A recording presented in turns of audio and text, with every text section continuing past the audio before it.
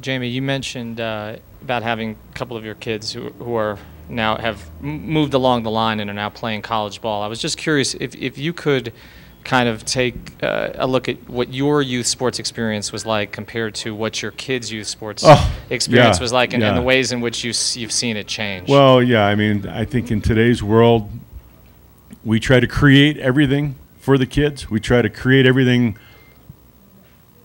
We try to make it happen instead of let the kids allow it to happen. Let the kids be creative in their own little worlds. I know growing up in my lifetime, you know, it was wiffle ball, it was Nerf ball, it was golf, it was baseball, it was football, it was basketball. Whatever, if you could kick it, hit it, or throw it, we played it. And that's what we did all summer long. Now it's, well, I got to have my son or my daughter in their sport. And what ends up happening, you know, is by the time they get to become teenagers, they either have injuries, and some are major injuries based on the sport, or they lose interest.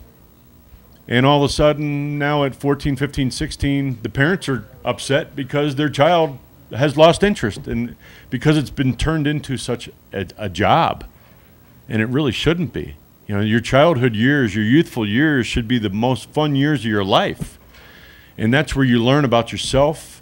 When you play a lot of sports, I think you get a better idea of what your likes are, instead of being forced to play a sport because of the talent levels. And I think there's so much emphasis that's being put on winning and not development.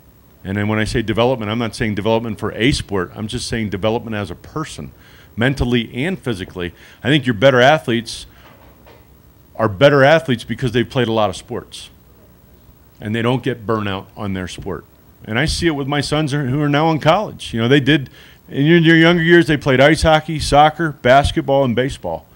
And but when they got to become teens, they were more or less forced, if they wanted to play baseball, to play baseball. In your mind, what is the age that competition makes sense? In other words, what is the when do you start moving kids from everybody's going to play, everybody gets a chance? I don't think there's a magic number. I think, you know, if you know, say you live in the inner city versus you live out in the country, then you're dealing with two different animals. You're dealing with maybe two different types of opportunities.